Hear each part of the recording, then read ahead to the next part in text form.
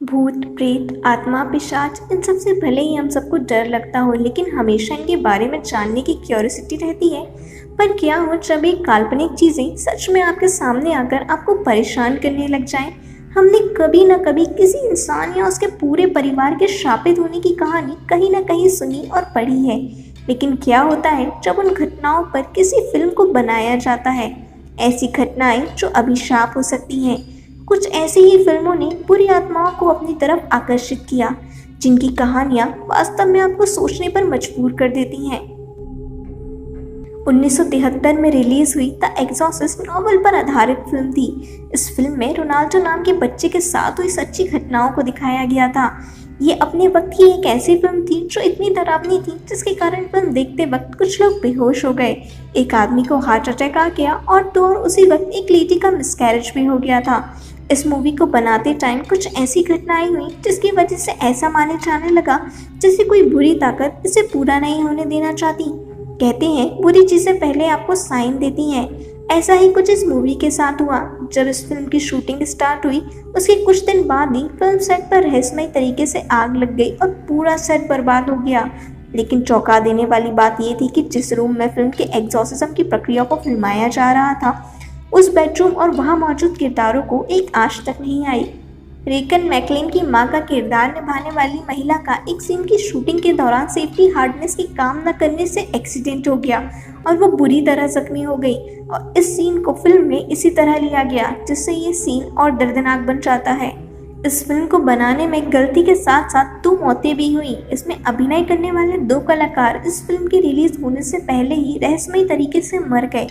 सबसे बुरी बात उस महिला के साथ हुई जिसने रेगन के शैतानी रूप के लिए फिल्म में आवाज दी थी। उसके बेटे ने अपनी पत्नी और बच्चों को जान से मार दिया और खुद भी आत्महत्या कर ली। उसने अपने सुसाइड नोट में अपनी मां को इसका जिम्मेदार बताया था।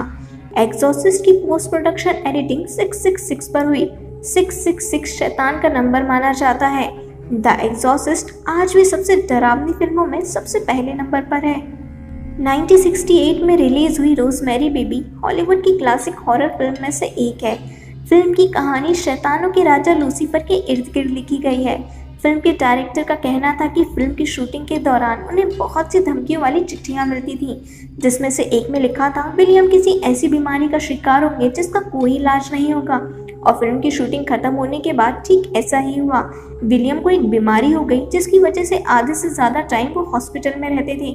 चौंकाने वाली बात यह थी कि एक रात विलियम की तबीयत अचानक बहुत ज़्यादा खराब हो गई और उन्हें इमरजेंसी में ऑपरेशन के लिए ले जाना पड़ा, जिस दौरान वो एक ही बात बोल रहे थे, रोज़मेरी प्लीज़ मुझे मत मारो, भगवान के लिए मुझे छोड़ दो, प्लीज़ अपने हाथों से ये चाकू फेंक दो। ये फिल्म का इम्पैक्ट था या किसी शापित चीज़ का, क्योंकि रोज़मेरी नाम की कैरेक्टर बस उनकी फिल्मों में एग्जिस्ट करता था, रियल लाइफ में नहीं। 1979 में बनाई गई द एमिटीवेल हॉरर, ये मूवी एक सच्ची घटना पर आधारित थी जिसमें एमिटीवेल हाउस की घटनाओं का जिक्र था। एमिटीवेल हाउस को सबसे हॉन्टेड हाउस में गिना जाता है। 1974 में एक लड़के ने अपनी पूरी फैमिली को जान से मार दिया, जिसमें उसके माता पिता, 2 भाई और 2 बहनें शामिल थी। 1975 में लुट्स फैमिली ने इस घर को खरीद लिया, लेकिन 28 दिनों के अंदर ही उन्होंने इस घर को छोड़ दिया क्योंकि उनके साथ वहाँ अजीब घटनाएं होने लगी। उनका कहना था उस घर में बुरी आत्माएं उन पर नजर रखती थी। 1979 में बनने वाली फिल्म द एमिटीवेल हॉरर की शूटिंग के दौरान भी कुछ ऐसा ही हुआ।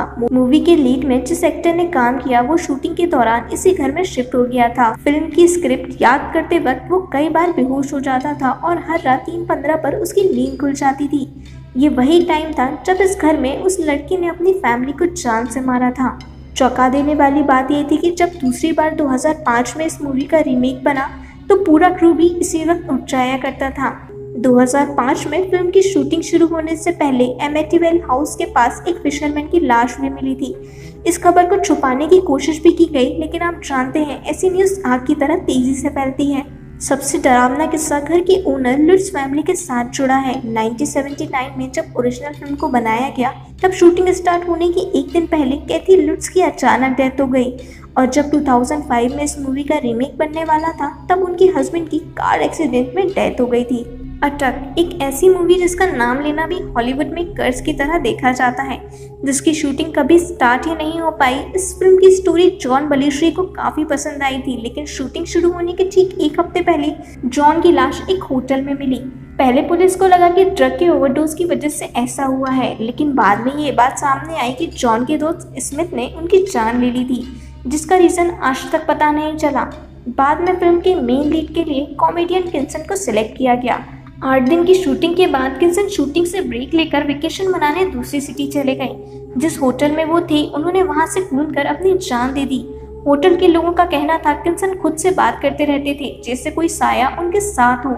होटल से कूदने से पहले भी लोगों ने किन्सन को खुद पर चिल्लाते हुए सुना था, जिसमें वो बार बार बोल रहे थे, मुझे नहीं जाना, मुझे नहीं जाना। और उसके ठीक बाद वो होटल से नीचे कूद गए। इसके बाद रोल जॉन कैनेडी को ऑफर हुआ। जब अगले दिन जॉन फिल्म की शूटिंग स्टार्ट करने वाले थे, उन्हें अचानक से हार्ट अटैक आ गया और उनकी जान चली गई। चौंकाने वाली बात यह थी कि जॉन के बेस्ट फ्रेंड माइकल ने भी फिल्म की स्क्रिप्ट को पढ़ा था। उसके बाद उन्हें ब्रेन हेमरेज हो गया और उनकी डेथ हो गई। ये थी वो फिल्में जिन्हें आप मनहूस बोलो या शापित, लेकिन अगर इन्हें नहीं बनाया जाता तो बहुत से लोगों को शायद बेवजह अपनी जान से हाथ नहीं धोना पड़ता।